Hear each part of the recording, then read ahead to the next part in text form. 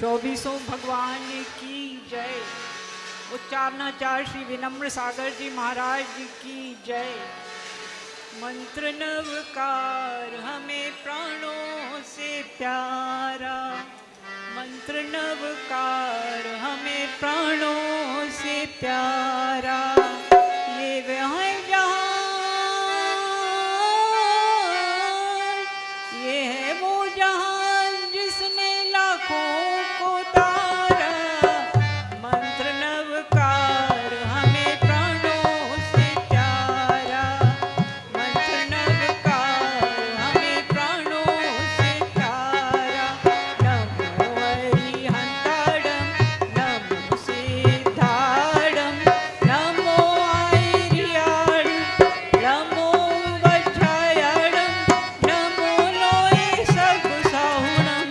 मंत्र जय, मंत्र नवकार हमें प्राणों से प्यारा।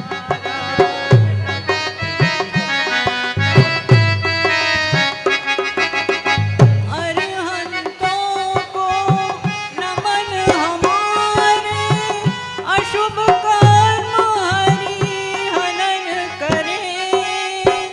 अरहंतों को नमन हमारे, अशुभ कर्म हरि हनन करें। सिद्धों के सुमिरन से आत्मा सिद्ध क्षेत्र को गमन करे। भव भव में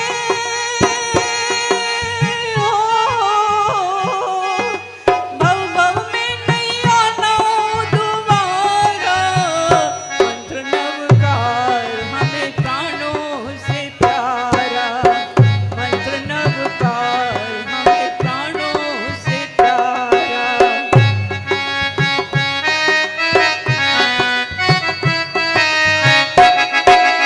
आचार्यों के आचारों में निर्मल जो आचार करें।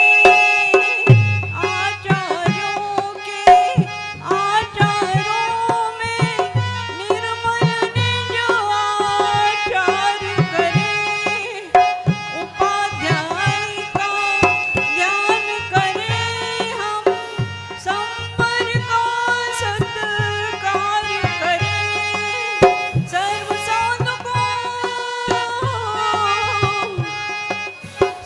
साधकों नमन हमारे, नमन हमारे।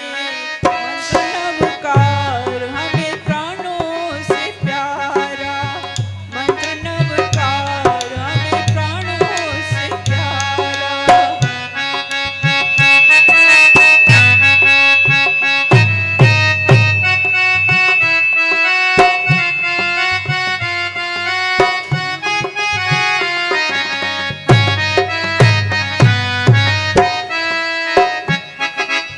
सोते उठते चलते फिरते इसी मंत्र का जाप करो। सोते उठते चलते फिरते इसी मंत्र का जाप करो। आप कमाए पाप तो उनका क्षय भी अपने आप करो। आप कमाए पाप तो उनका क्षय भी अपने आप करो। इसी मंत्र का ले लो सहारा। मंत्र नवकार हमें प्राणों से प्यारा, मंत्र नवकार हमें प्राणों से प्यारा। ये है वो जान जिसने लाखों को तारा। मंत्र नवकार हमें प्राणों से प्यारा। जय बोलो आचार्य श्री विनम्र सागर महाराज जी की जय। एक छोटा सा मंगलाचरण लेकर आ रही है कुमारी माही जय।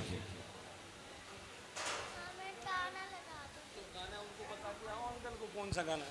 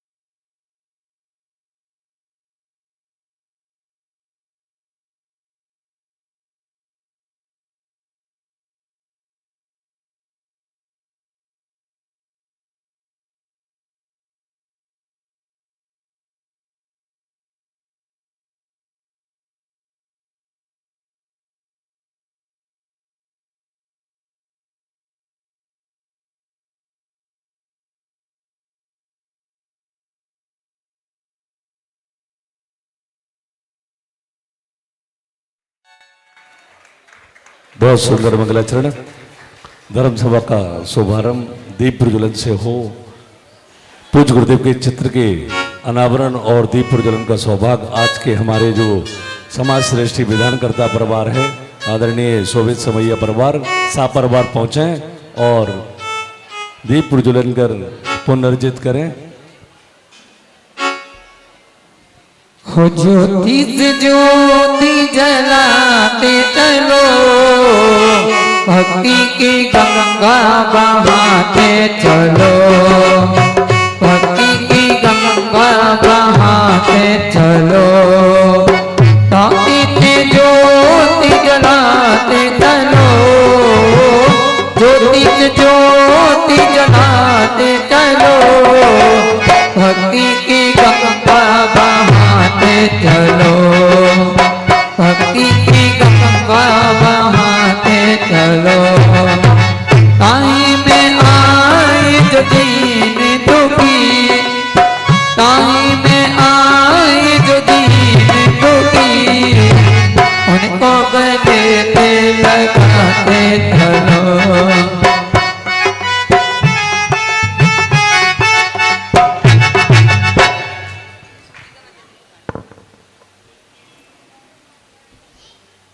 दीप प्रज्वलन के बाद पूज्य गुरुदेव के पावन श्री चरणों का पाद प्रक्षालन करने का भी सौभाग्य हमारे आदरणीय शोभित समैया परिवार को मिला है। सा परिवार जन आए।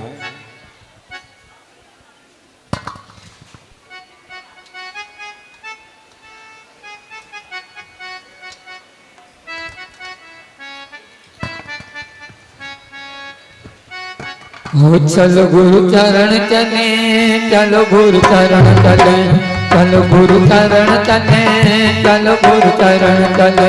पद पे खाल करें, पद पे खाल करें, चलो गुरु चरण चले, चलो गुरु चरण चले, चलो गुरु चरण चले, चलो गुरु चरण चले।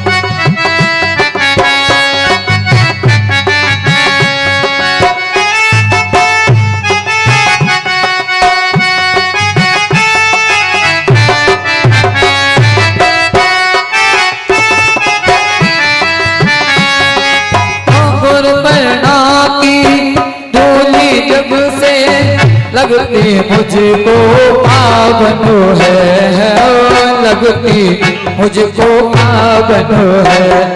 ओ चरणों की पावन धूनी लगती मुझको पावन है, हाँ हाँ लगती मुझको पावन है। ओ चल गुरु चरण चले, चल गुरु चरण चले, चल गुरु चरण चले, चल गुरु चरण चले।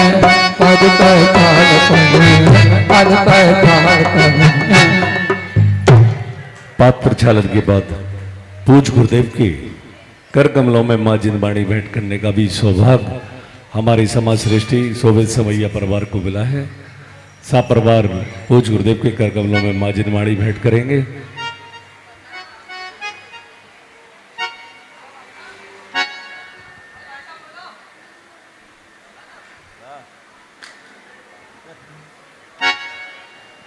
जिन बाणी जानी नहीं, जानी नहीं बिना ज्ञान के, बिना ज्ञान के। जिन बाणी जानी नहीं, जानी नहीं बिना ज्ञान के, बिना ज्ञान के। जिन बल की बानी जितन जाने, जिन बल की बानी जितन जाने, अमर हो गई उनकी जगी में कहानी। दिल बानी जाने। सम्मान की श्रृंखला में आज के हमारे जो विधान पुण्यर्जक परिवार है, आदरणीय शोभित समैया परिवार का, उनके बहुमान के लिए हमारे पंचायत समिति के सभी पदाधिकारी और आदरणीय प्रबंधक द्वय श्री भगवान दास जी गैलगवा, सेठ कपूर चंद जी लागौन, शिक्षा मंत्री हमारे संजीव जी ममता स्फूर्त आ जाए और आज के हमारे विधान पुण्यार्जक परिवार का बहुमान करेंगे। और मातृ शक्ति के सम्मान का सौभाग्य मिला है श्रीमती वर्षा, श्रीमती विद्या सहारा, श्रीमती अलका जैन, श्रीमती अर्चना जैन, साधना अनमोल पहुंचे, मातृ शक्ति का बहुमान करेंगे।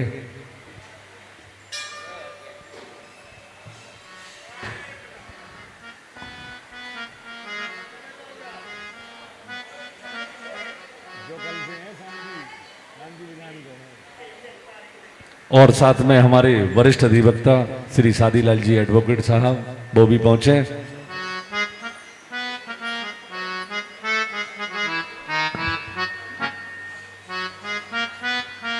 कल से यहाँ पर जो पूज्य गुरुदेव के सत्संग सानिध्य में शांति विधान का आयोजन होने शुरुआत होने जा रही है, उसमें मात्र 11,000 रुपये की राशि रखी गई है। और ये जो आप लोग कलश देख रहे हैं, ये कलश उनके परिवारजन को यहाँ से दिया जाएगा। मात्र 11,000 रुपये की राशि है। कल 2 लोगों को सौभाग्य मिला है। हमारे परम आदरणीय समाज श्रेष्ठी श्री वीरचंद जी विपिन कुमार सराफ परिवार को मिला है, और दूसरा सौभाग्य मिला है श्रीमती मुन्नी बाई दिलीप कुमार सराफ छत्रछालपुरा।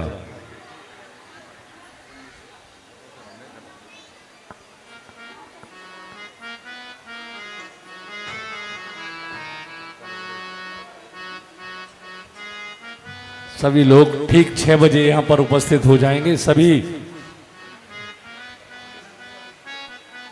हाँ, और भारतवर्षीय श्रमण संस्कृति सांगानेर द्वारा आयोजित जो परीक्षा होती है, उसका आज परीक्षा फल यहाँ पर आ चुका है। और वो यहाँ पूज्य गुरुदेव के सत्संग सानिध्य में यहाँ पर नामों की घोषणा होगी। मैं अपनी पाठशाला की आदरणीय बहनों को यहाँ पर आमंत्रित करता हूँ कि वो आएँ और आगे का यहाँ पर से संचालन करें।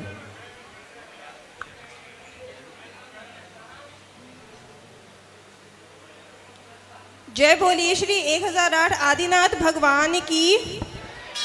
जय बोलिए मूल नायक श्री पाशनाथ भगवान की। जय बोलिए बाहुबली भगवान की। जय बोलिए 108 आचार्य श्री विद्यासागर जी महाराज की। जय बोलिए गणाचार्य परम पूज्य आचार्य श्री विराग सागर जी महाराज की।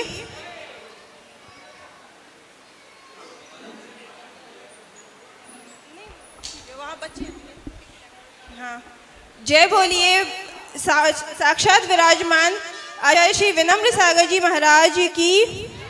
जय बोलिए पाठशाला प्रणेता समाधिस्थ मुनि श्री प्रशांत सागर जी और निर्वेक सागर जी महाराज की। आर्यका संघ की।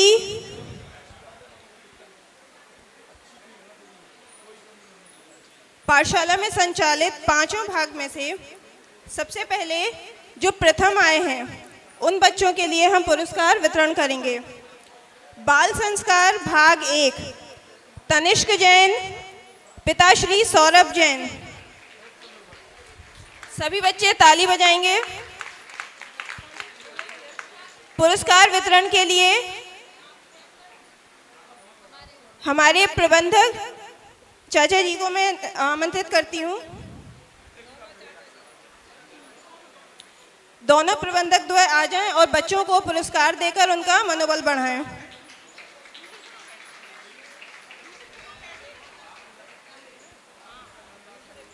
बाल संस्कार भाग 2 भव्य जैन, पिता श्री प्रवीण जैन।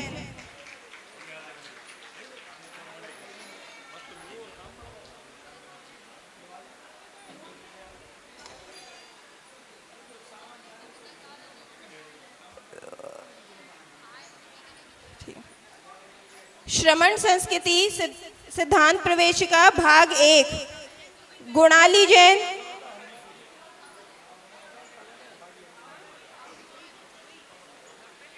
भव्य जैन की ओर से उनकी बुआ दीदी नीलम जैन पुरस्कार लेंगी।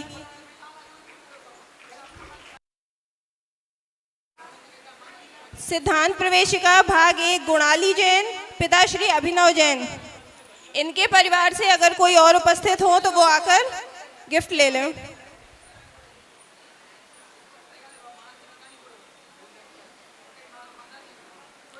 श्रमण संस्कृति सिद्धांत प्रवेशिका भाग 2 से 2 बच्चों ने प्रथम स्थान प्राप्त किया है।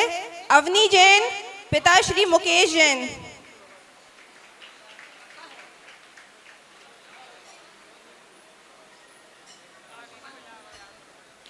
और आगम जैन, पिता श्री अमित जैन। आगम जैन की पुरस्कार के लिए उनकी माताश्री और उनकी बहन सामने आए।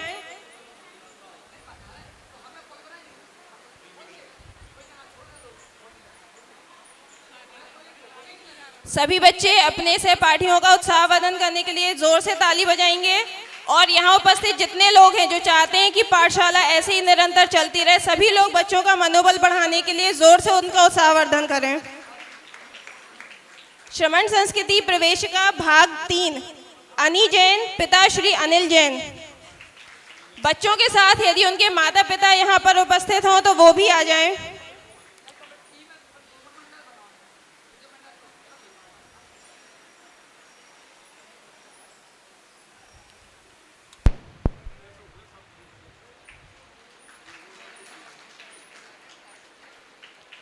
अब सभी द्वितीय पुरस्कारों के लिए तैयार रहें। बाल संस्कार भाग 1 से हितांशी जैन, पिता श्री दीपेश जैन। हितांशी जैन, पिता श्री दीपेश जैन। कुणाल जैन बाल संस्कार भाग 2 से कुणाल जैन, पिता श्री महेश जैन।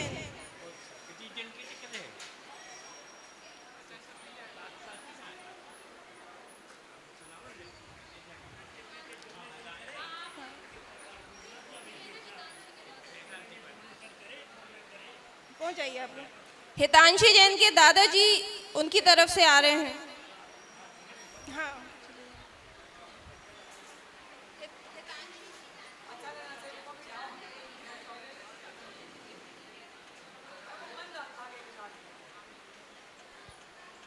एक मिनट, माही कौन है? अभी रुक गया, अभी थर्ड।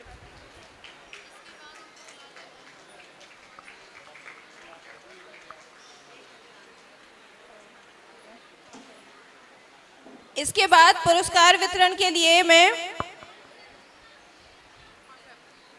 उमा जी सैदपुर वालों को, हमारी चाची जी को आमंत्रित करती हूँ।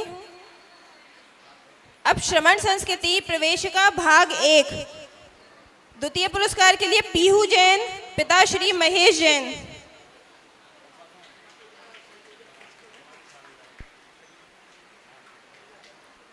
श्रवण संस्कृति प्रवेशिका भाग 2 से 2 पुरस्कार हैं द्वितीय नंबर के। आनवी जैन, पिता श्री प्रवीण जैन।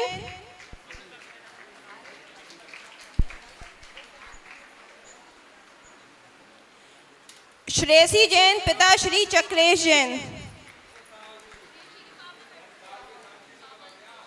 जो बच्चे यहाँ उपस्थित नहीं हैं, उनके माता पिता या परिवार के कोई भी सदस्य यहाँ हैं तो वो आ जाएं।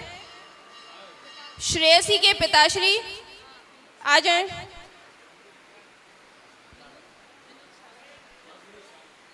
इसके बाद मैं श्रीमान मनोज सिंह बबीना वालों को आमंत्रित करती हूँ बच्चों को पुरस्कार वितरण के लिए।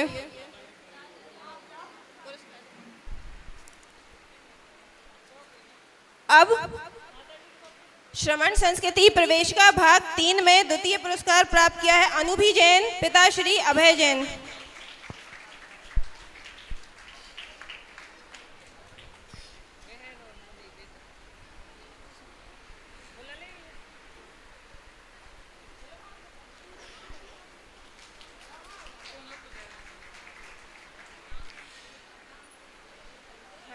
बाल संस्कार भाग 1 से तृतीय पुरस्कार के लिए आर्या जैन, श्री अनुपम जैन।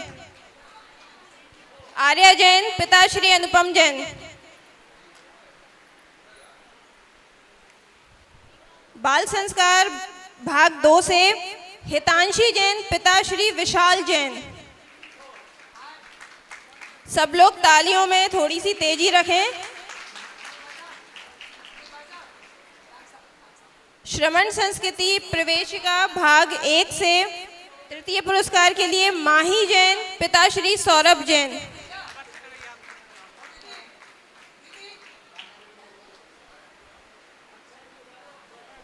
इसके बाद पुरस्कार वितरण के लिए मैं आमंत्रित करती हूँ डॉक्टर श्री अक्षय टड़ैया जी को।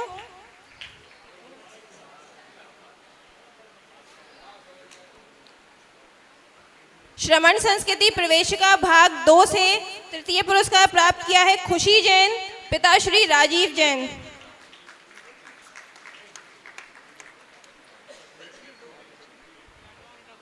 श्रवण संस्कृति प्रवेशिका भाग 3 से तृतीय पुरस्कार 2 बच्चों ने प्राप्त किया है यश जैन, पिता श्री राकेश जैन और अनुष्का जैन, पिता श्री संजय जैन।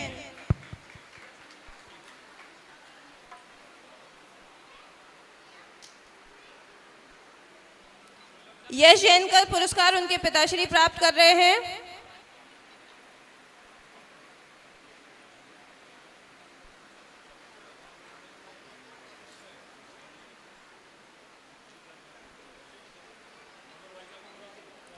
इसके बाद के पुरस्कार के लिए मैं आमंत्रित कर रही हूँ श्री मधु समैया जी को।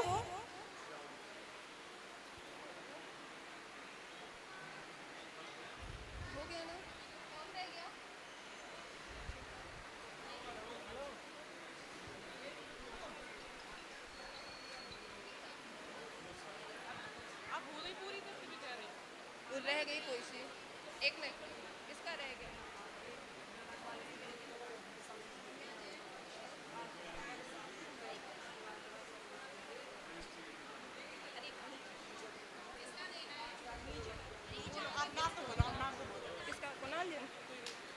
कुणाल जैन का पुरस्कार वितरण के लिए मधुर भैया।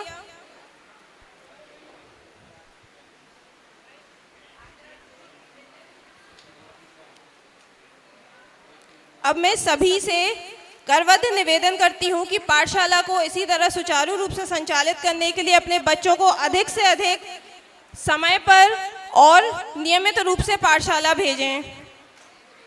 जय जिनेंद्र सभी को।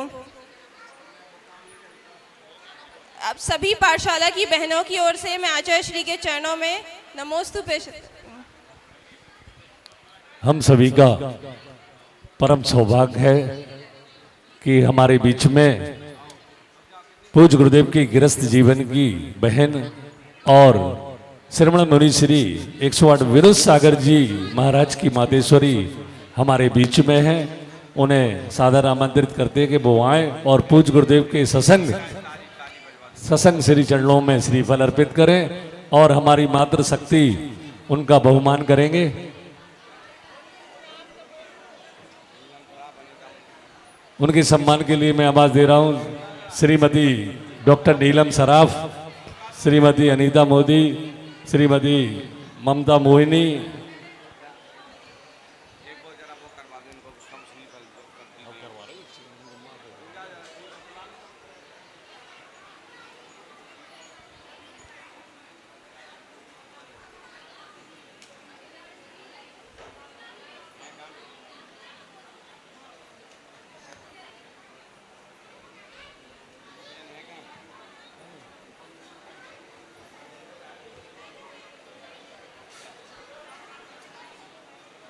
इसी क्रम में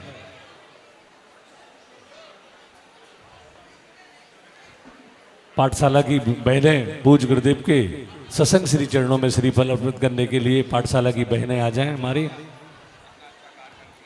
जो हमेशा अपना अमूल्य समय निकालकर हमारे बच्चों को संस्कारित करती हैं।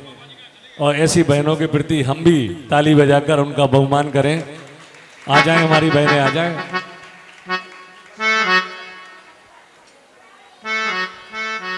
और आज जिन्हें सौभाग्य मिला है हमारे आदरणीय शोभित समैया परिवार को, वो पूरी समाज से यहाँ पर अपने महाआरती के लिए निवेदन करते हुए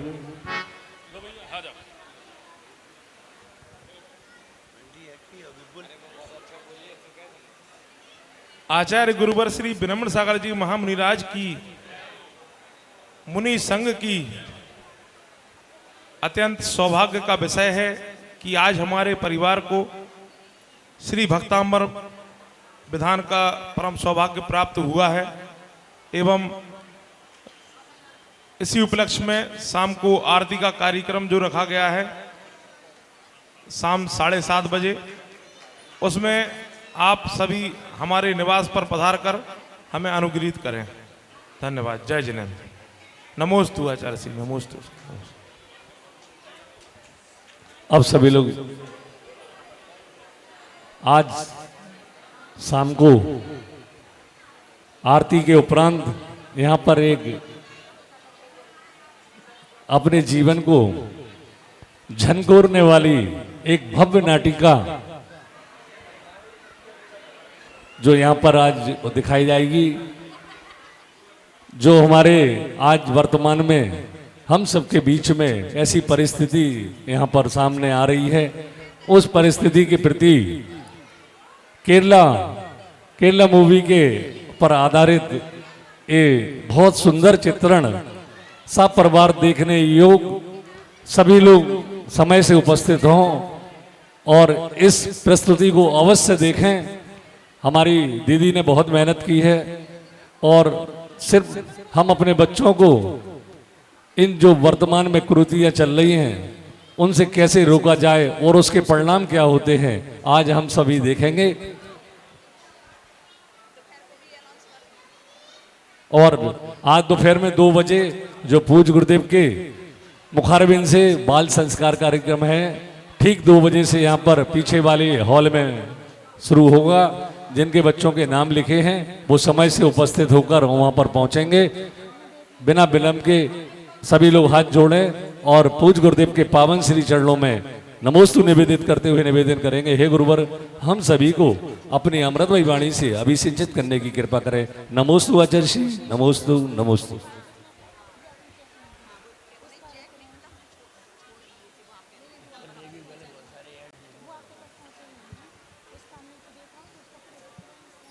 सभी लोग एक बार उच्च ध्वनि में नमोकार मंत्र का उच्चारण कर लें।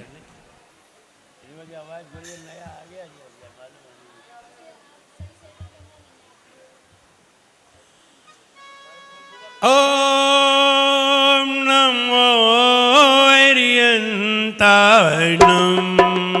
ओम नमो हरिहंताणम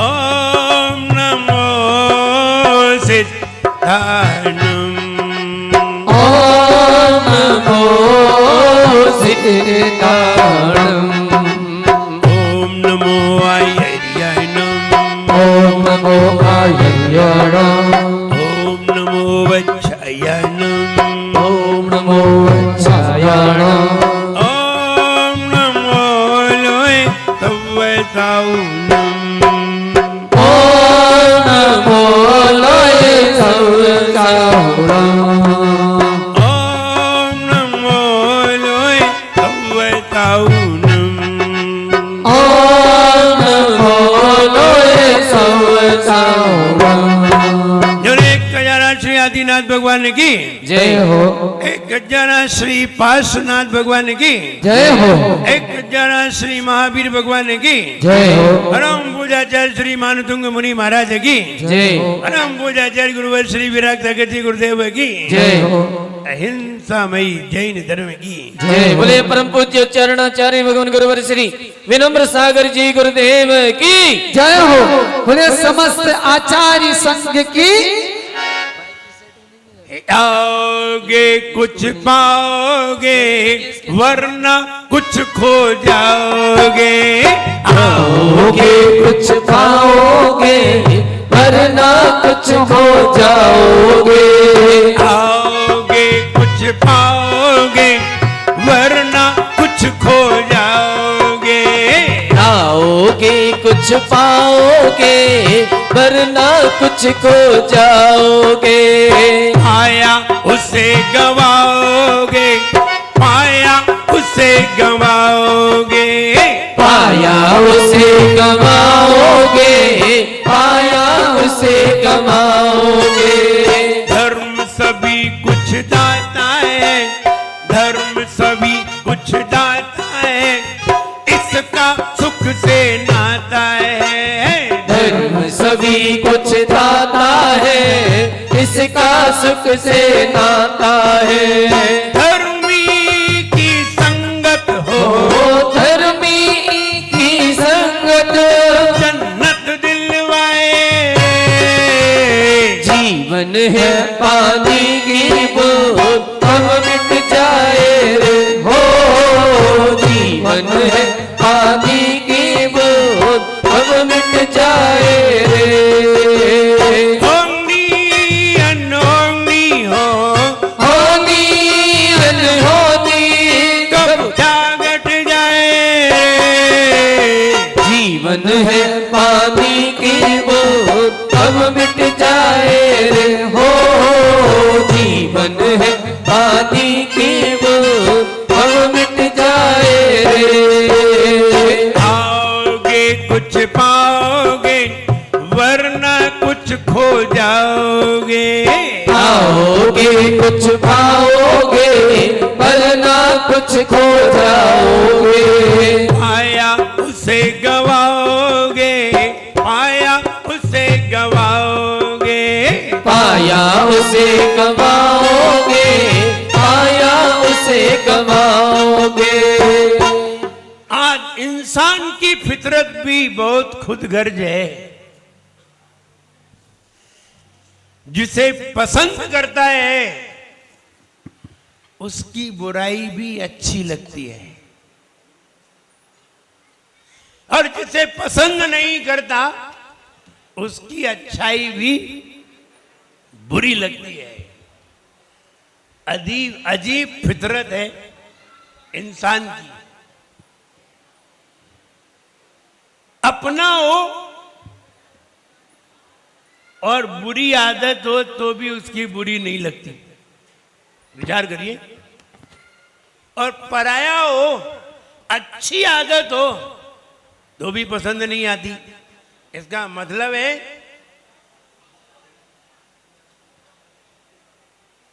कि हमारी पसंदगी पर सब डिपेंड करता है हम क्या पसंद करते हैं अगर हम गुणों को पसंद करते हैं तो हमें सारे साधु अच्छे लगते हैं। और जब हम व्यक्ति को पसंद करते हैं तो फिर अच्छे गुण नहीं भी हो तो भी वो अच्छे लगते हैं। इसलिए गुणों से प्रेम करिए, ना कि व्यक्ति से। अंतर इतना ही है, हम जो पसंद करते हैं वही मेरे अंदर प्रवेश करता है, हम जो पसंद नहीं करते वो मेरे अंदर जाता नहीं है। ये नियम है। आपकी पसंदगी से सामने वाली वस्तु आपके अंदर जाती है। वस्तुएं तो दुनिया में बहुत नजर आती हैं, लेकिन जो पसंद है वही मेरी निगाह टिक जाती है और फिर हम उसे चाहते हैं। आप सब्जी मंडी में जाइए और आपको परमल खरीदना है, उसके पास आलू भी रखे हैं, बैगन भी रखे हैं, अरबी भी रखी है, प्याज भी रखी है, मूली भी रखी है, गाजर भी रखी है, परमल भी रखे हैं, तुरई भी रखी है। आप सब तरफ निगाह डालते हैं, टिकती कहां है? परमल पर। क्यों? क्योंकि हम उसे चाहते हैं, हम उसे पसंद करते हैं, इसलिए हमारी निगाह टिकती वही है हम जिसे पसंद करते हैं। भले ही बहुत सारी सब्जियां रखी हैं, आप कहीं भी जाइए, जिसे पसंद करते हैं वहीं हमारी निगाह स्थिर हो जाती है। और जहां स्थिर होती है वैसे ही वो चीज हमारे कैमरे के अंदर आ जाती है, फौरन क्लिक होती है। जैसे ही क्लिक हुई मेरे अंदर आ जाती है, फिर हम उसे चाहते हैं। और चाहते हैं तो वैसा प्रयास करते हैं। भाई परमल क्या भाव है? बोले 60 रुपए किलो है। तो जेब में टटोलने लगते हैं, 60 रुपया है कि नहीं? नहीं है तो 60 रुपए का इंतजाम करते हैं, कहीं से भी लाते हैं। भले देने गए 40 रुपए थे तुम्हारी जेब में और परमल खरीदने थे, तो भले ही पड़ोसी से मांगे, लेकिन 60 रुपए करके परमल खरीदने का प्रयास करते हैं। ठीक वैसे ही हम जिसे चाहते हैं, जिसे पसंद करते हैं, उसे पाने का भी प्रयास करते हैं। और पाने का प्रयास करते हैं फिर हम उसे पाकर के ही रहते हैं। इसलिए आपकी पसंदगी आपके ऊपर डिपेंड करती है। आपको कितना विवेक है, आपके अंदर कितना ज्ञान है, ये आपकी पसंदगी बता सकती है कि आपके अंदर कितना ज्ञान है। आप व्यक्ति को पसंद करते हैं या फिर गुणों को पसंद करते हैं, दोनों में से पता चल जाएगा। आइए 40 नंबर छंद पढ़ने के लिए तैयार होते हैं। कल्पांत काल, कल्पांत काल पवनोद्धत वह्निकल्पम,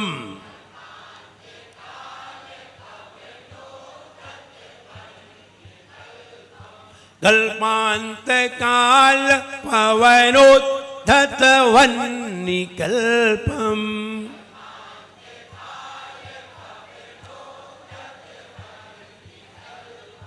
दावानलम ज्वलितमुज्ज्वलमुत्स्फुलिंगम,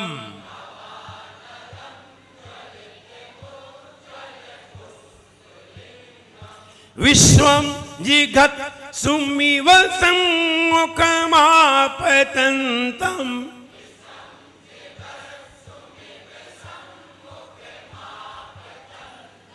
विश्वम जिघत सुमिव सम्मुखमापतंतम,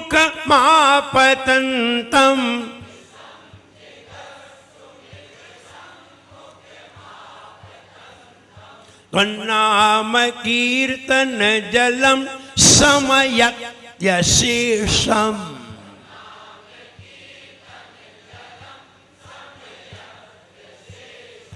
कल्पांत काल पवनोद्धत वह्निकल्पम,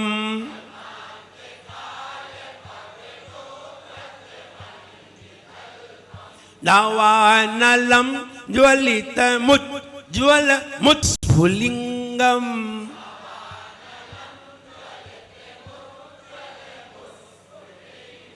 विश्वम जिगत सुमिव सम्मुखमापतंतम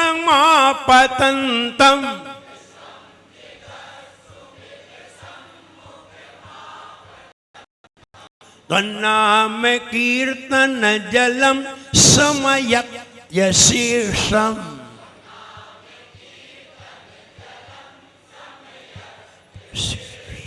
बढ़िए।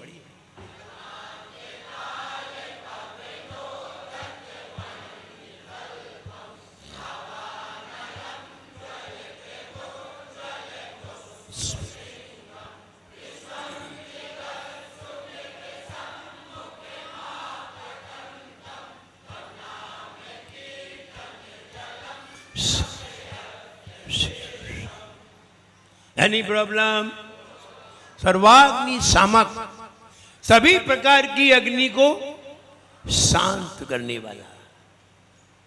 अग्नि कितने प्रकार की होती है? अग्नि कई तरीके की होती है, एक तरीके की नहीं, कई तरीके की अग्नि होती है। अब आपको भले ही उसके नाम नहीं मालूम हो, शुद्ध अग्नि, अशुद्ध अग्नि। अग्नि भी शुद्ध अशुद्ध होती है? हाँ होती है। शुद्ध अग्नि किसे कहते हैं? जिसमें किसी तरह का कोई धुआं नहीं निकलता, उसे शुद्ध अग्नि कहते हैं। जिसमें धुआं ना निकले, ऊष्मा तो होती है, अग्नि तो होती है, लेकिन धुआं नहीं निकलता है, शुद्ध अग्नि। जिसमें धुआं निकले, अशुद्ध अग्नि। जिसमें धुआं निकले, धुआं तो कार्बन है, कार्बन अशुद्ध है, इसलिए जिसमें धुआं निकले वो अशुद्ध अग्नि। पानी से लगने वाली आग, पानी में भी आग लगती है, हाँ पानी में भी आग लगती है। समुद्र में आग लगती है, उसे कहते बड़वानल।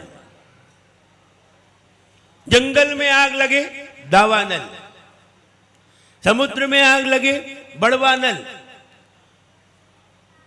और आग लगे ना जंगल में हो ना समुद्र में हो, उसे अनल। आग अनल। अब पेट में आग लगे, जठरानल। पेट में लगे, जठरानल। जंगल में लगे, दावानल। समुद्र में लगे, बड़वानल। और आग हो तो, और धुआं वाली अग्नि दूषित अग्नि कहलाती। दूषित माने अशुद्ध, बिना धुएं वाली अग्नि। अभी बहुत प्रकार की अग्नि है। कंडे में लगने वाली अग्नि, ऊपर से तो राख है और अंदर आग है, न लौ निकल रही है न धुआं निकल रहा है, अजब की अग्नि है। कौन सी अग्नि? इसको कहते हैं मुरमुर। इसे कहते हैं मुरमुर अग्नि। बहुत प्रकार की अग्नि है, हमें इतने नाम पूरे याद भी नहीं। करीश अग्नि, मुरमुर अग्नि, बहुत सारी अग्नि है, हैं? बहुत सारी है, हमें इतनी याद नहीं है। मूलाचार में लिखा है बहुत प्रकार की अग्नि है, हमें तो 2-4 तरीके की मालूम है। लेकिन अलग अलग अग्नि के अलग अलग नाम हैं। इसलिए सभी प्रकार की अग्नि को समन करने वाला चंद। जब हम अग्नि का विचार करते हैं, और अग्नि से भी ज्यादा ताकतवर कौन है, तो कहते हैं ईश्वर का नाम। वो अग्नि से भी ज्यादा ताकतवर है। जब हमें भूख लगती है, भूख सताती है, और हम ईश्वर का स्मरण करते हैं, भूख शांत हो जाती है। कैसे शांत हुई? शांत कैसे हुई? भगवान के नाम से। वो क्षुधा का अर्घ कौन सा है?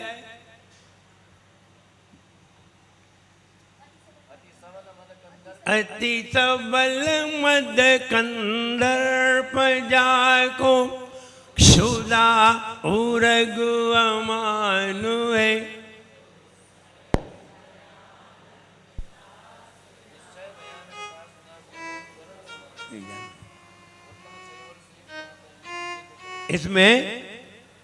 इसमें तो ये बताया है जैसे कि अग्नि होती है, उस अग्नि को शमन करने के लिए जैसे सांप का एक मद होता है, उस मद को शांत करने के लिए गरुड़ पक्षी होता है, मोर। अगर सांप में बहुत मद हो और सामने वाले के लिए काटने के लिए तैयार हो, मारने को तैयार हो, और मोर की आवाज आ जाए, वे बिल ढूंढने लगते हैं कहाँ है। वो सांप बिल की तलाश करने लगता है। सारा मद एकदम समाप्त हो जाता है। वैसे ही हे भगवान, जब हम आपका स्मरण करते हैं तो क्षुधा प्यास सब ही बंद हो जाती है, नाश हो जाती है। पता ही नहीं चलता कि कब क्षुधा समाप्त हो गई। खाने से क्षुधा का नाश नहीं होता, उपवास करने से क्षुधा का नाश होता है। खाने से नहीं होता। जितना ज्यादा खाओगे उतनी ही ज्यादा भूख लगेगी। इसलिए भोजन करने से, अथवा जैसे कि अग्नि में ईंधन डालने से अग्नि शांत नहीं होती। अग्नि में ईंधन डालने से अग्नि शांत नहीं होती, ईंधन निकालने से शांति होती है। ईंधन निकाल दो उसका, अपने आप अग्नि शांत हो जाएगी, या ईंधन डालो नहीं। ऐसे ही खाना खाने से भूख शांत नहीं होती, उपवास का अभ्यास करने से भूख शांत होती है। और जिन जिन ने उपवास के अध्ययन किए हैं या उपवास का अनुभव किया है, उन लोगों ने अपनी भूख को शांत किया है। और जिन्होंने नहीं किया, क्या करें, बहुत भूख लगती, सबको लगती है। ऐसा नहीं है तुम्हें ही लगती है, तुम ही अकेले पेट लेके नहीं आए हो, सबके पास पेट है। लेकिन जो लोग धीरे धीरे अभ्यास करते हैं, कई लोग रात्रि में पानी नहीं पीते और कई लोग सोते सोते पानी पीते हैं, तो उठ जाए तो फिर पी लेते हैं। रात में 2 बजे नींद खुल जाए तो एक फिर पी लेंगे। और कई लोग पानी नहीं पीते। ऐसा नहीं है भी तुम्हारे जैसे नहीं है, वो भी उन्होंने अभ्यास किया है, उन्होंने अपने जुबान को कंट्रोल किया है। पानी मांगा, नहीं मिलेगा पानी, और धीरे धीरे अभ्यास करते करते वे रात्रि में पानी नहीं पीते तो कोई बात नहीं। वे एक दिन उपवास कर लेते हैं, पानी नहीं पीते, कोई बात नहीं है। 48 घंटे पानी नहीं पीते, 24 घंटे पानी नहीं पीते, 48 घंटे पानी नहीं पीते। महाराज है, उपवास करते हैं, 48 घंटे बाद पानी लेते हैं, तब भी आनंद में। और तुम्हें 4 घंटा ना मिले तो मुंह सूख जाता है तुम्हारा। ये अभ्यास है, अभ्यास करिए। जठरा नल तभी शांत होगी जब आप ये अभ्यास करेंगे, और इस अभ्यास के परिणाम में नई नई चीजें उपलब्ध होंगी। अभ्यास करेंगे और खाने से कुछ नहीं होगा, बादाम और खराब हो जाएंगे, और कुछ नहीं होना है। खा लो कितना खाओगे, लेकिन उपवास करोगे तो बहुत सारे मंत्र की सिद्धि हो सकती है, ध्यान की सिद्धि हो सकती है, ज्ञान की सिद्धि हो सकती है, अनुभव की सिद्धि हो सकती है। उपवास करने से, खाने से कोई अनुभव नहीं है।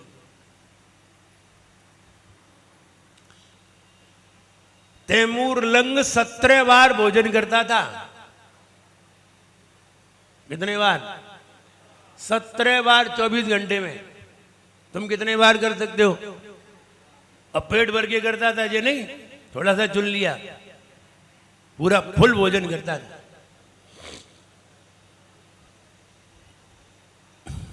अब तुम आश्चर्य में पड़ गए होगे, क्योंकि एक बार का भोजन 3 घंटे चलता है,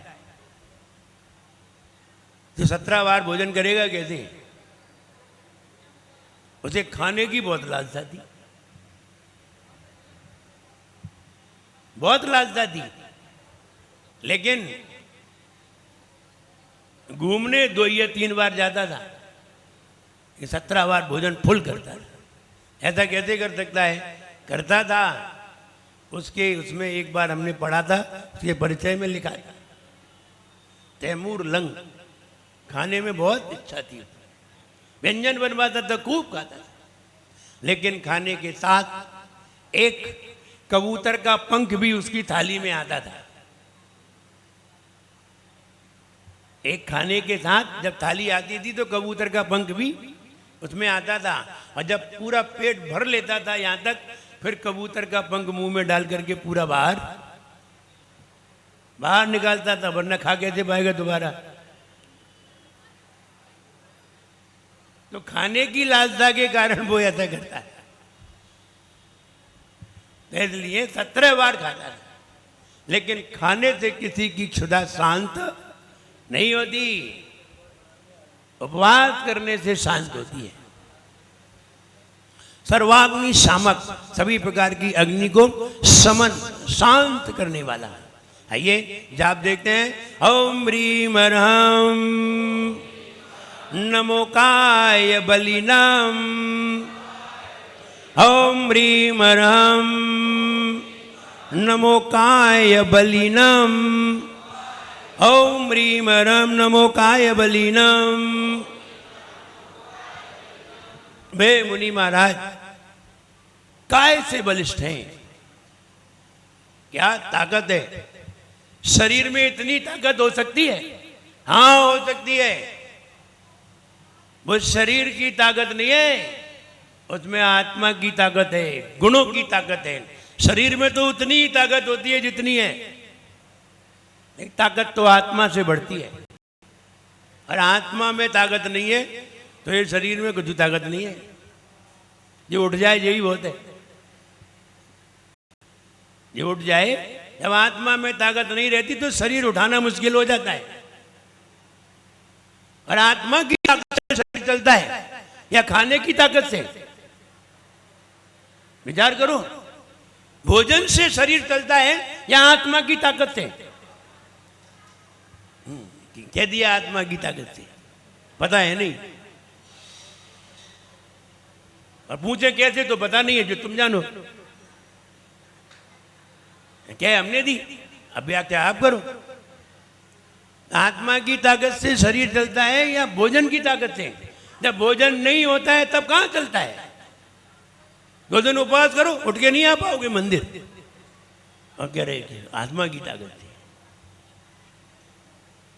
ध्यान दे, भोजन सिर्फ शरीर को संचालित करता है। कार कैसे चलती है? ग्रीस से चलती है या पेट्रोल से? ग्रीस से क्या होता है? ग्रीस और ऑयल से क्या होता है? ग्रीस और ऑयल से उसके सारे इंस्ट्रूमेंट संचालित होते हैं, लेकिन कार चलती है पेट्रोल से। ऐसे ही शरीर चलता है आत्मा की शक्ति से, भोजन से तो ये इंस्ट्रूमेंट सही रहते हैं। भोजन से ये उंगली ऐसी घूम रही है, ये घूम रही, ये हो रही है, ये ही सही रहते हैं। इनको सही रखने के लिए भोजन है, लेकिन शरीर को चलाने के लिए आत्मा की शक्ति है। इसलिए अपने आप को ताकतवर बनाइए, और आत्मा ताकतवर भोजन से नहीं होती, दिमाग से होती है, ज्ञान से होती है, और शरीर संचालित भोजन से होता है। इसलिए शरीर को भी संचालित करिए और आत्मा को भी ताकतवर बनाइए। काय बलिनम, वे मुनि महाराज, पहले इनमें इतनी ताकत नहीं थी। जब मुनिराज बने थे, दीक्षा ली थी, तब इतनी ताकत नहीं थी। अब दीक्षा के बाद ताकत कहां से आ गई? कौन से उन्होंने विटामिन की चीजें खाई हैं? नहीं, उन्होंने आत्मा का ध्यान किया, उन्होंने तप किया। उस तप के बल पर काय बलिनम, वे मुनि महाराज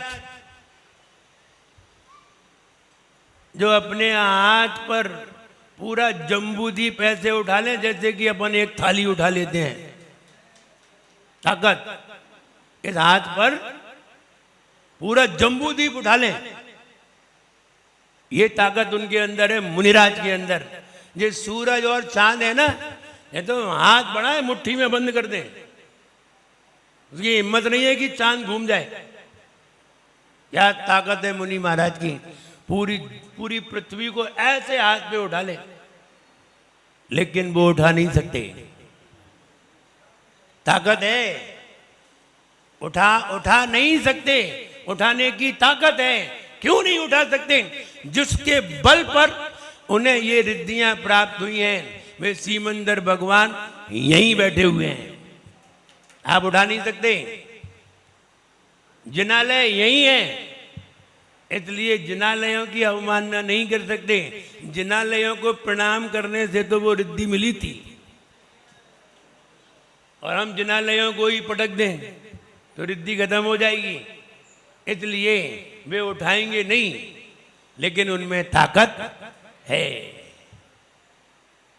वो बैठे हो, किसी भी पहाड़ पे बैठे हो, और उस पहाड़ को कोई, जैसे कि रावण ने वो पहाड़ उठा लिया, मानसोत्तर पर्वत, कैलाश पर्वत उठा लिया, लेकिन ऊपर कौन बैठे थे? बाली मुनि। एक अंगूठे की ताकत में ही हालत खराब हो गई। ताकत थी और उन्होंने प्रयोग करके भी दिखा दिया। कब? जब उसने कैलाश पर्वत को उठाने का मन बनाया, तब। ऐसे ही कोई व्यक्ति जिनालयों को पलटने का भाव बनाए तो वे जे मुनिराज अपनी ताकत दिखा देंगे और पांव जमा देंगे, तो जो उठा रहा है ना उसी का कचूमर बन जाएगा। इसलिए कोई उठाएगा नहीं। इन मुनिराज की ताकत है, काय बलिनम, बहुत ताकत है। वो यहीं से बैठे बैठे सूरज को पकड़ लें, चांद को पकड़ लें, रोक दें, अंधेरा चाहे तो अंधेरा कर दें और उजाला चाहे तो काय बलिनम। वे मुनि महाराज कहाँ हैं? विदेह क्षेत्र में हैं। विष्णु कुमार की ताकत तो देख ही ली, देख नहीं ली, सुन तो लिए, नाटक में देख ली होगी, तो उनकी ताकत तो देख ही ली। जब वो अपना एक पांव बढ़ा करके मानसोत्तर पर्वत पर रख सकते हैं, और मान तो वो सूरज तो चांद है काय में, इनको तो चाहे जब पकड़ लें। वे मुनि महाराज काय बलिष्ठ हैं, और ये रिद्धि तप करने से प्राप्त होती है, शरीर से तपस्या करने से प्राप्त होती है। कहाँ तप करते हैं? हम पढ़ते हैं तरुतल वर्षा की जड़ियों में, करते तपशैल नदी तट पर तरुतल वर्षा की जड़ियों में समतारस पान किया करते सुख दुख दोनों की। ये मुनिराज तपस्वी हैं। ठंडी में नदी के किनारे, गर्मी में पर्वत की चोटी पर, बरसात में पेड़ के नीचे। कैसे तपस्या के स्थान उन्होंने चुने और वहां जाकर के ध्यान में खड़े हो जाते हैं। कौन सा तप में क्या करते हैं? कुछ नहीं, खड़े रहते हैं। बाहुबली खड़े रहते हैं और क्या सोचते हैं? बस अपनी आत्म ध्यान करते हैं। जब तक ध्यान नहीं होता है तो चिंतन करते रहते हैं। मेरी आत्मा ज्ञायक स्वभावी है, मैं ज्ञान दर्शन स्वरूपी हूं, मैं सारी दुनिया को देख सकता हूं। अपने गुणों का स्मरण करते रहते हैं। जब तक ध्यान नहीं होता तब तक। ध्यान नहीं तो ज्ञान, और ज्ञान नहीं तो ध्यान, इन दोनों में लगे रहते हैं। ज्ञान और ध्यान दो ही में ही लगना है, ज्ञान में और ध्यान में। तो वे मुनि महाराज ऐसा तप करते हैं। ऐसे तप के बल पर काय बल की रिद्धि उन्हें प्राप्त होती है। वे मुनि महाराज विदेह क्षेत्र में विराजमान, मन से वचन से काय से उन्हें बारंबार मेरा ऐसी शक्ति मुझे भी प्राप्त हो। जो लोग कमजोर हैं, जिन्हें शरीर में बीमारी हो जाती है, शरीर से कमजोरी महसूस करते हैं, इन मुनिराज को जरूर नमोस्तु करें। रोज सवेरे उठ करके हम स्वस्थ रहें, शरीर से स्वस्थ रहें, हमारा शरीर इतना रहे कि हम मंदिर जा सकें, पूजन कर सकें, हमें किसी तरह की कोई बाधा ना आए। वैसे मुझे नहीं मालूम आप लोगों ने ऐसे मुनिराज को स्मरण करके रोज जाप नहीं की होगी, लेकिन सब लोग करें, हम स्वस्थ रहें। ऐसे मुनिराज को नमन करने से उनके अंदर जो शक्ति है, उनके अंदर जो ऊर्जा है, वो ऊर्जा हमें प्राप्त हो जाती है। बस ऊर्जा ही तो प्राप्त करनी है।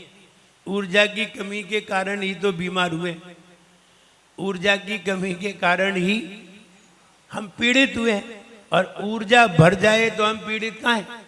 स्वस्थ हैं। इसलिए ऊर्जा भरिए और ऊर्जा भरने का विचार निरंतर करते रहिए। आइए चित्र में देखते हैं, आदिनाथ भगवान विराजमान है। इधर देखिए, इधर जो जहां छंद लिख दिया है वहां से आग की लपटें निकल रही हैं, वो भी जंगल की। जंगल में भयंकर आग लगी है और सारे जानवर भाग रहे हैं। आग लगने पर सारे जानवर भाग रहे हैं और भयंकर आग लगी है। जब जंगलों में आग लगती है, अब अपन लोगों ने कभी देखी नहीं है, लेकिन कभी कभी विदेशों में कहीं आग की जरूर कहीं स्थिति देखी है, कैसी भयंकर आग लगती है और लगी रहती है आग, कई दिनों तक जलती रहती है। ऐसी भयंकर आग लगी, अब जानवर भागेंगे, अपनी जान बचाएंगे। जानवर और मानव ये दोनों मरने का विचार नहीं करते। एक बार मानव तो दुखों को सहन ना कर पाए तो सुसाइड कर बैठता है, लेकिन जानवर कभी सुसाइड नहीं करते, मानव कर सकते हैं। ये समझदार भी है और बुद्धू भी है, ना समझ भी है। समझदार भी है कि इसे सुसाइड नहीं करना चाहिए, और बुद्धू भी है कि कर लेता है। जब गम न सहेगा तो सल्फास खा गया, तो गम सहने की ताकत नहीं आई तो सल्फास ही खा ली, बोले एक साथ मरो। एक व्यक्ति जब मरने के लिए गया तो सोचा कि कहां मरे,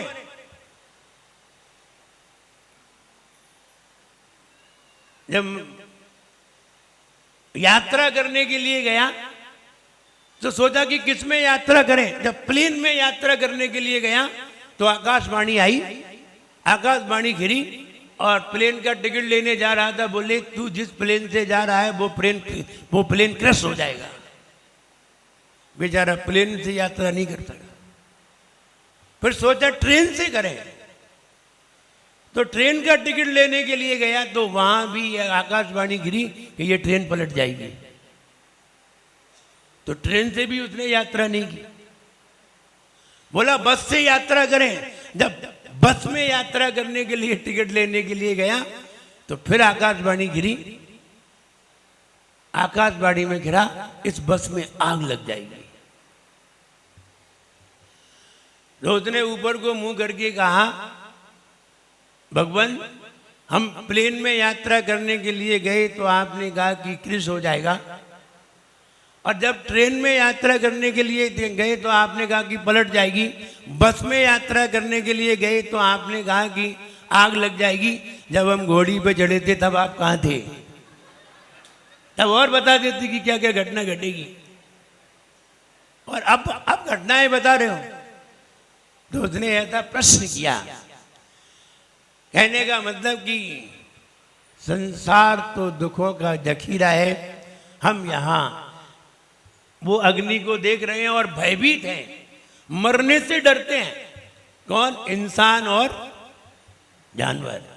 क्यों डरते हैं? इसलिए डरते हैं। हमारी आयु शुभ है, हम जीना चाहते हैं, मरना नहीं चाहते। मरना सबको पड़ता है, लेकिन मरना कोई भी नहीं चाहता, और मरना सबको पड़ता है। अटल नियम है। अटल नियम जानते हुए भी वो व्यक्ति यही कहता है औषधि दिला दो, डॉक्टर के पास ले चलो, यही कहता है। क्योंकि हमारी आयु शुभ है। हम कितना भी कहें हम मर जाएं तो अच्छा है, आप कह जरूर जाओगे गुस्सा में, लेकिन मरने का नंबर है इससे पीछे हट जाओगे। और आग लग जाए और आप मरना चाहते हैं और घर में आग लगी, फिर देखो भागोगे। जब मरना ही चाहते तो भागे क्यों? तो ये कहने की बातें हैं। सही बात ये है, हम मरना कभी नहीं चाहते। हम मर भी रहे हैं तो सुसाइड भी कर रहे हैं, तो समझ लीजिए जो व्यक्ति सुसाइड करता है उसे इतना इतना भयंकर पाप लगता है कि उसे कई बार मरना पड़ता है असमय में। एक बार असमय में मरने के परिणाम से कई बार असमय में उसे अब मरना पड़ता है। मरना नहीं चाहता फिर मरना पड़ता है, क्योंकि तुमने बहुत बड़ा अपराध किया है।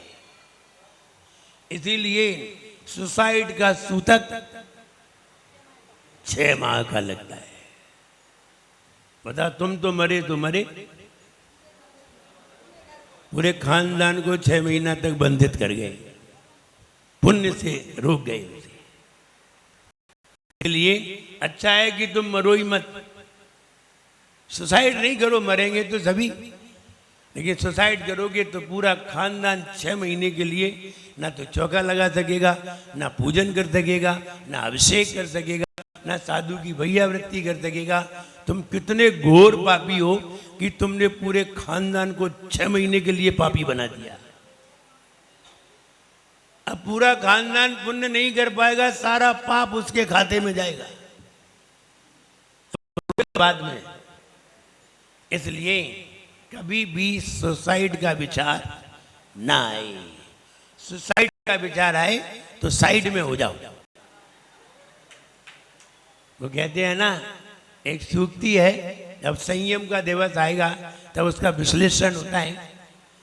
दूसरे को संयम न लेने देना मर्डर है। दूसरों को संयम न लेने देना मर्डर है, और स्वयं संयमी न होना सुसाइड। यानी तुम अपना ही घात कर रहे हो। संयम न लेकर तुम अपना ही घात कर रहे हो, और दूसरा अगर ले रहा है तो लेने नहीं दे रहे हो। तो ये सुसाइड और मर्डर दोनों से जोड़े गए। जब इसका एक्सप्लेन होगा तब समझाएंगे। तो कहने का मतलब कोई मरना नहीं चाहता है। जानवर भाग रहे हैं, अग्नि लगी हुई है और जानवर आगे दौड़े चले जा रहे हैं, लेकिन जहां भगवान का नाम लिया जाता है, कहते हैं अग्नि शमन वही होती है। आपको मालूम हो या आपने पढ़ा हो पद्म पुराण में, जब रावण ने एक करुणावरी हिरण की आवाज लगा करके करुणावरी आवाज दी, तो लक्ष्मण सीता जी की सेवा में खड़े हुए थे और उसने राम जी की आवाज लगाई। तो सीता जी ने कहा, देख के आओ कोई कष्ट आया है। और लक्ष्मण सीता जी की सेवा में थे, उनकी रक्षा में थे। जब लक्ष्मण जाने लगे तो उन्होंने एक रेखा खींच दी। कौन सी रेखा? सब लोग जानते हैं, लक्ष्मण रेखा। एक रेखा खींच दी। उस रेखा को एक मंत्र के द्वारा खींचा गया, और जब रावण सीता जी को उठाने के लिए गया तो उसने पहले ही देख लिया कि इस रेखा में जैसे ही जाएंगे तो हम जल जाएंगे। ये अग्नि रेखा है, ने पहले ही चेक कर ली उसे। इसलिए उसने बाहर से भिक्षा मांगी, अंदर नहीं जा सका। अंदर जाता तो जल जाता। तो मंत्र के द्वारा वो रेखा खींची गई। अग्नि जलाने की रेखा, अग्नि शमन करने की रेखा। अग्नि शमन भी होती है, इसलिए अग्नि शमन करने की, अग्नि जलाने की रेखा दोनों ही थी। तो कहने का मतलब यहाँ कल्पांत काल अर्थ देखें, और वहाँ जहाँ बैठे हुए भगवान और भगवान का स्मरण किया तो कहते हैं आपके कीर्तन से अग्नि भी समन हो जाती है। ये बात इसमें दर्शा रहे हैं। कल्पांत काल, कल्प के अंत काल में, कल्पांत काल, एक कल्प काल 20 गोला कोड़ी सागर का होता है, एक कल्प 10 गोला कोड़ी सागर का होता है। पहला काल 4 गोला कोड़ी सागर, दूसरा काल 3 गोला कोड़ी सागर, तीसरा काल 2 गोला कोड़ी सागर, चौथा काल 1 गोला कोड़ी सागर माइनस 42,000 वर्ष, पंचम काल 21,000 वर्ष, छठम काल 21,000 वर्ष, 1 2 3 4 5 6 काल 10 गोला कोड़ी सागर, एक कल्प, इसे कहते हैं कल्प।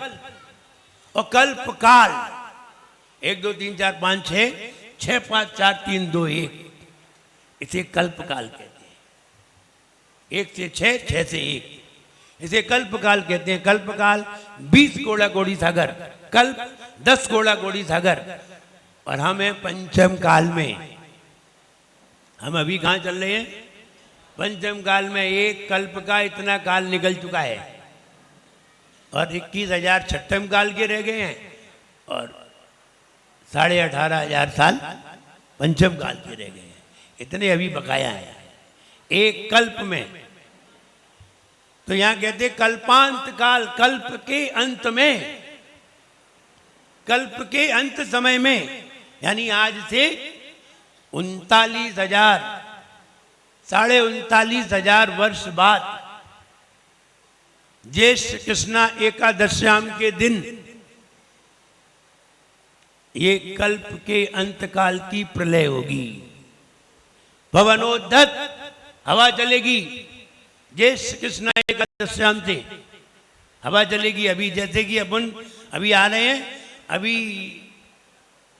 अभी के समय में शुभ हवा चलेगी, ज्येष्ठ कृष्णा से चलेगी। अशुभ हवा अग्नि बरसेगी, तीव्र हवा चलेगी। फिर श्रावण कृष्णा एकम से अच्छी चलेंगी। और कब तक चलेंगी? 49 दिन तक। 49 दिन कब पूरे होंगे? भाद्र शुक्ला चौथ को पूरे हो जाएंगे 49 दिन। पंचमी से उत्तम क्षमा का उपदेश प्रारंभ होगा। 49 दिन वर्षा होगी, 49 दिन बढ़िया होगी, 49 98 दिन बाद 99 दिन उत्तम क्षमा का उपदेश होगा। 19 तारीख को क्षमा का दिन आएगा। ज्येष्ठ कृष्णा से देखोगे और 19 तारीख देखोगे तो 98 दिन होंगे, 99 दिन होंगे। ये एक नियम है। हाँ, 2 सावन हो गए वो अलग बात है। तो यहाँ कल्पांत काल, कल्प के अंत समय में पवनोद्धत तीव्र पवन चलती है। संवर्तक वायु जिसका नाम है, अंतकाल में संवर्तक वायु, घूमती हुई वायु।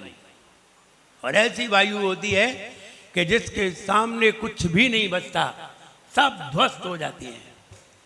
वन्निकल्पम, और फिर अग्नि भी लगती है। और ऐसी हवा चले और फिर लगे आग। हवा से आग क्यों लग जाती है? क्योंकि हवा में ऑक्सीजन होती है। हवा में ऑक्सीजन होती है और ऑक्सीजन अग्नि के लिए ईंधन है, पेट्रोल है। अगर ऑक्सीजन निकाल ली जाए, खूब हवा लगाओ, अग्नि नहीं लगेगी। और ध्यान रहे, अग्नि भी ऑक्सीजन से जीती है और हम सभी भी ऑक्सीजन से ही जीते हैं। ऑक्सीजन ना हो तो अग्नि भी मर जाएगी और हम भी मर जाएंगे। एक दीपक में आग लगाइए, दीपक में घी भर दीजिए, तेल भर दीजिए, बाती लगा दीजिए, आग लगा दीजिए और उसे एयर टाइट बंद कर दीजिए। दीपक में तेल भी है, बाती भी है, लेकिन दीपक जलेगा नहीं। क्यों नहीं जलेगा? क्योंकि उसे ऑक्सीजन मिलना बंद, अग्नि को ऑक्सीजन मिलना बंद हो गई, इसलिए अग्नि भी मर गई। ऑक्सीजन से अग्नि भड़कती है। और ध्यान दें, हमारी पेट की अग्नि है, ये भी ऑक्सीजन से भड़कती है। और जैसे जैसे ऑक्सीजन कम देते हैं, वैसे वैसे अग्नि भी कमजोर हो जाती है। हमने देखो जेली और ऐसे लेकर के हवा निकाल दी, और जितनी देर तक हम श्वास को रोके रहे, उतनी देर अग्नि तीव्र हो जाएगी। और श्वास नहीं लेंगे तो जठराग्नि कमजोर पड़ जाएगी। सांस भी लेना पड़ेगी, और सांस लेंगे तो अग्नि तो भड़केगी, क्योंकि ऑक्सीजन जाएगी तो अग्नि बढ़ेगी। इसलिए अग्नि ऑक्सीजन से जीती है। वन्नी कल्पम, जो हवा चली उससे अग्नि भड़क गई, बहुत तेज हो गई जंगल की अग्नि। वन्नी कल्पम दावानलम, जंगल की अग्नि ज्वलित उज्ज्वल तीव्र फुलंगे उठ रहे हैं, उत्फुलिंगम, और बहुत ऊंची लौ निकल रही है। फुलिंगे माने लौ, शुद्ध अग्नि। विश्वम, और ऐसी अग्नि ऐसी है, विश्वम यानी पूरे विश्व को, जिगत्सु, जिगत्सु माने अपने निगलने वाली, पूरे विश्व को जलाने वाली। इव सम्मुख मां पतंतम, ऐसी अग्नि भी अगर सामने आ जाए, आपतंतम, सम्मुख आपके सामने आ जाए, तो नाम कीर्तन जलम, आपके नाम के कीर्तन का जल, जलम समयत्य शेषम, संपूर्ण अग्नि को शांत कर देता है, शमन कर देता है। आपके पास कोई उपचार भी नहीं है। अगर अग्नि सामने आ जाए और अग्नि लग रही हो, अब आप ये बताओ करोगे क्या? भाग सकते नहीं, भागोगे तो वो तुमसे पहले भाग जाएगी, जलोगे। अब तो एक ही उपाय है कि हम बैठ जाएं भगवान का नाम लेकर के, और भगवान के नाम का स्मरण करने लगे, आप जलेंगे नहीं। ऐसा कैसे हो सकता है? संभव नहीं है। सीता जी का कुंड हुआ कि नहीं? कुंड में क्या किया था? अग्नि के कुंड को जल कुंड बना दिया।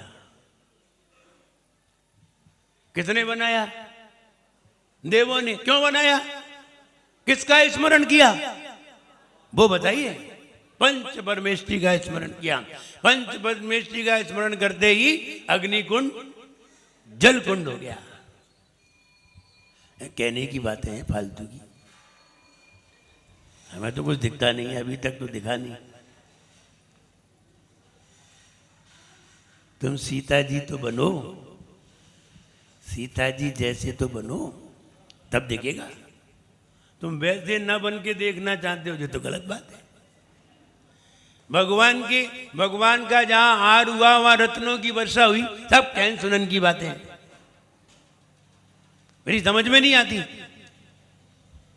तुम कभी तीर्थंकर को देखो तो तब समझ में आएगी। अभी मेरी बातें सुन लो, और सुन करके अपने मेमोरी कार्ड में फीड कर लो। जब कभी मरो और विदेश क्षेत्र में जन्मो तो देख लेना, जो हम कह रहे हैं वही होगा। देख लेना, जाकर वहां जाकर के देख लेना, जैसा हम बता रहे बिल्कुल वैसा ही होगा। फिर तुम्हें याद आएगा देख करके कि हाँ, ये वाली बात हमने महाराज से सुनी थी। फिर तुम्हें हम याद आएंगे और ललितपुर याद आएगा। वहां बैठ करके ललितपुर याद आएगा, तब याद आएगा।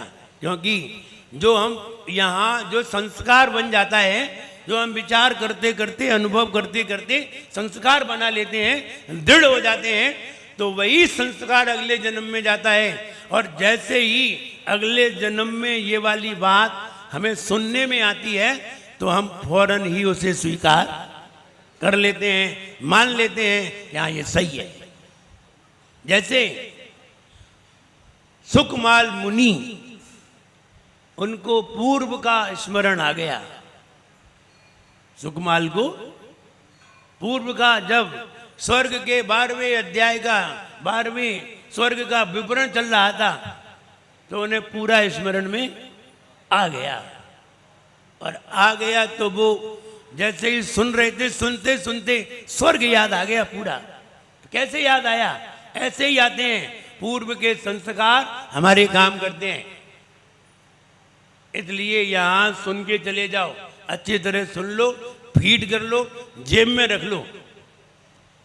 जब विदेश क्षेत्र पहुंचेंगे और सामने दिखाई देगा कि हाँ रत्नों की वर्षा हो रही है, तब तुम्हें याद आ जाएगा कि हमने ये बात पहले सुनी है।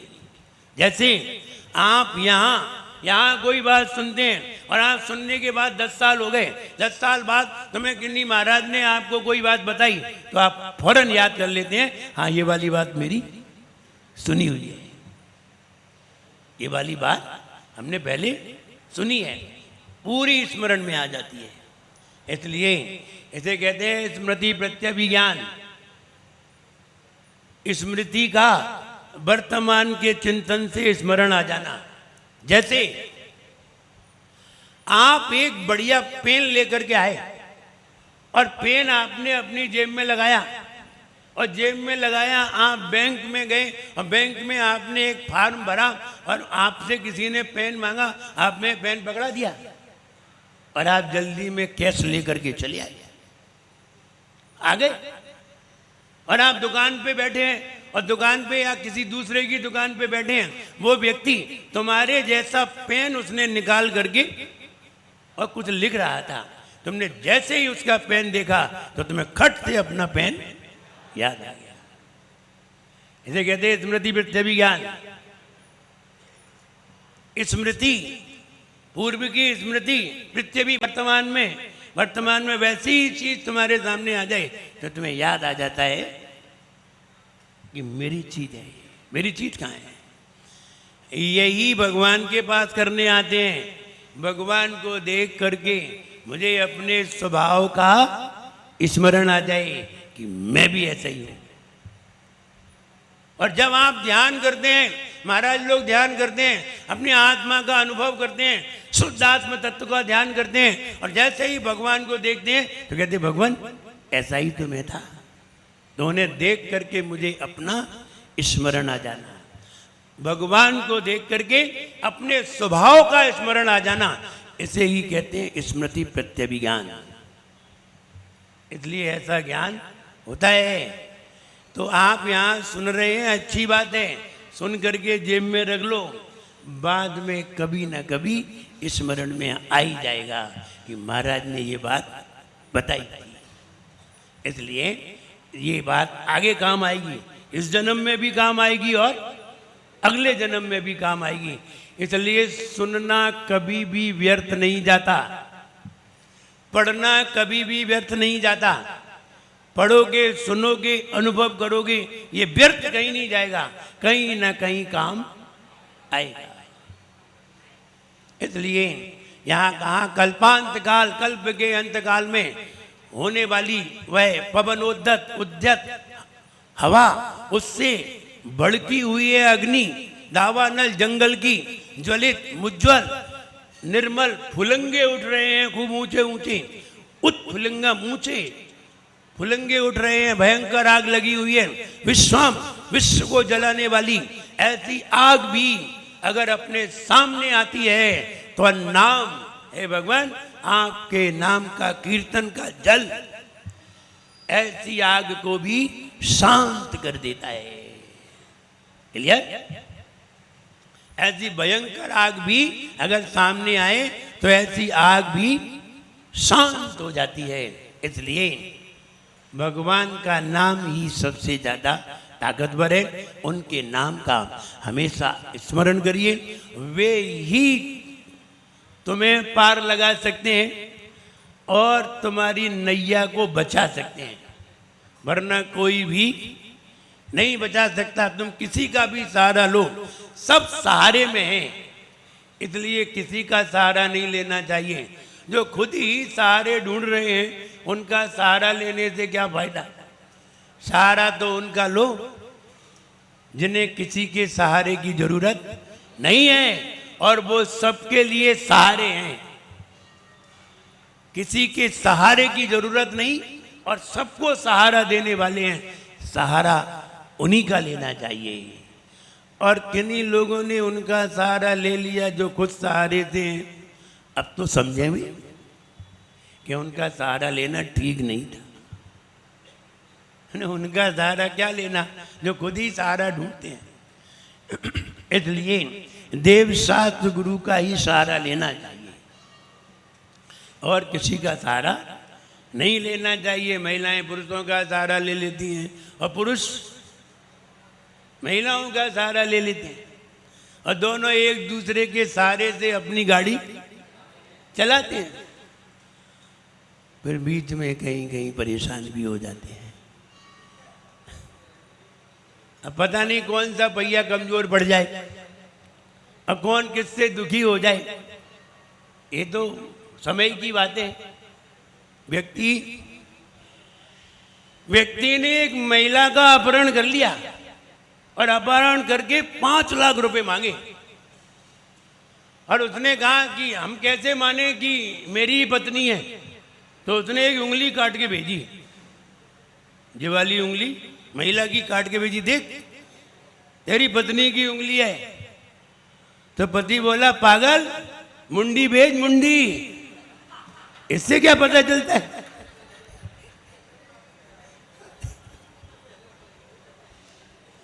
पति बोला उंगली से क्या पता चलता है, उंगली तो किसी की भी हो सकती है, मुंडी भेज तब पता चलेगा कि मेरी है।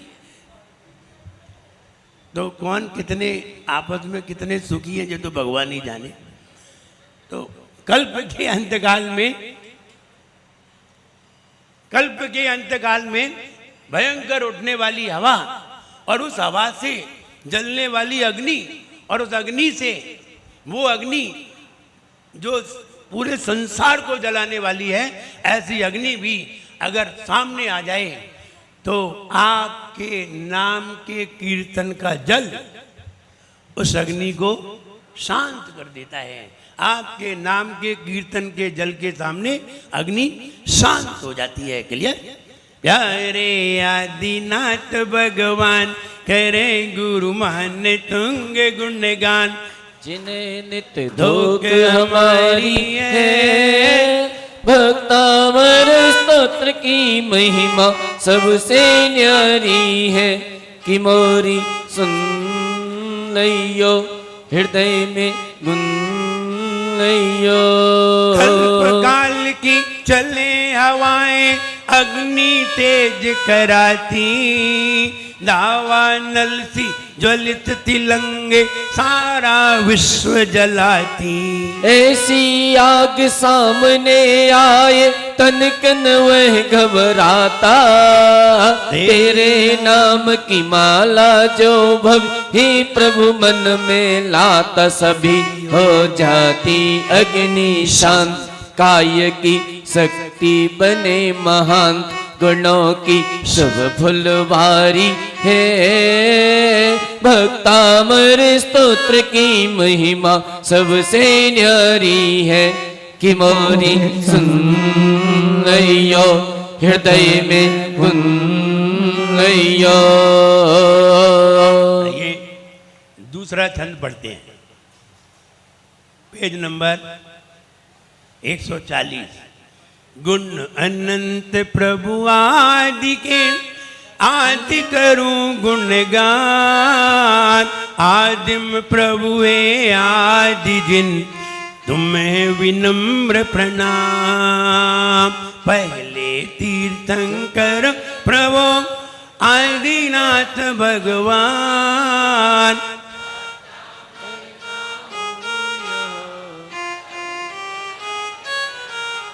हवा चली हो प्रलय काल सी, दावा नल सी आग काल सी, धूम रहित उज्ज्वलित फुलिंगे अति विकराल है लाल लाल सी। ऐसी आग सामने आए लेकिन भक्त नहीं घबराए, हर हमेशा प्रभु कीर्तन जल से जो अपने उर को नहलाए, जो अपने उर को नहलाए। ब्रह्मा विष्णु महेश तुम चाहे कह लो राम, तुम्हें विनम्र प्रणाम।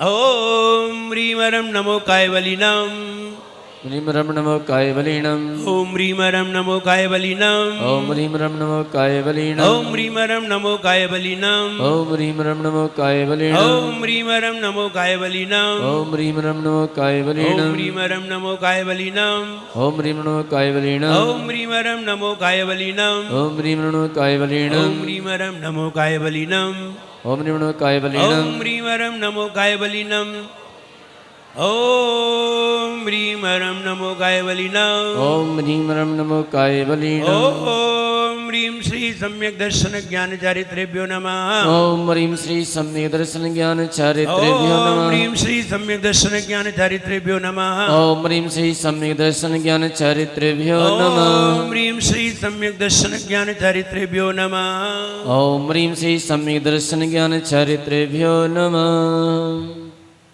देखिए यहाँ महाराज कह रहे जीवन में पानी की बूंद नहीं हुई। महाराज की बात याद आ गई, अजमेर में प्रवचन हो रहे थे तो हमने जीवन में पानी की बूंद अंत में ना बोल के बोला जय बोलो आदिनाथ भगवान की जय। एक महिला खड़ी हो गई, ऐसे कैसे जय? तो हमने कहा क्यों? बोले वे जीवन में पानी की बूंद तो वही नहीं है। अबे खत्म कैसे हुआ? तो खड़ी हो गई बीच में। तो कभी कभी पाठशाला में, अभी यहाँ पाठशाला के बच्चों का कार्यक्रम किया। ये पाठशाला चलना बहुत जरूरी है। पाठशाला से ही हम अपने बच्चों में अच्छे संस्कार दे सकते हैं। स्कूल में धार्मिक संस्कार नहीं है, स्कूल में नैतिक संस्कार हैं, लेकिन धार्मिक संस्कार इन पाठशालाओं से ही प्राप्त होते हैं। कुछ बहनें उस पाठशाला को संचालित कर रही हैं, ये उनका बहुत अच्छा प्रयास है, पुरुषार्थ है, उनके लिए भी मेरा आशीर्वाद है। और सभी लोग अपने बच्चों को पाठशाला जरूर भेजें, वरना कैसे बच्चों में संस्कार आएंगे? तुम अपने बच्चों में संस्कार देने में सक्षम नहीं हो, बच्चों में दूसरे लोग ही संस्कार देते हैं। अगर हम ही बच्चों को पढ़ा लें तो स्कूल से किताब लेकर के आओ, घर पे ही पढ़ा लो। बच्चे को स्कूल भेजना पड़ता है, 1000 रुपये फीस देनी पड़ती है मात्र नैतिक संस्कार के लिए। ऐसे ही पाठशाला में आप अपने बच्चों को भेजिए। और आज यहाँ बाल संस्कार भी हैं बच्चों के लिए।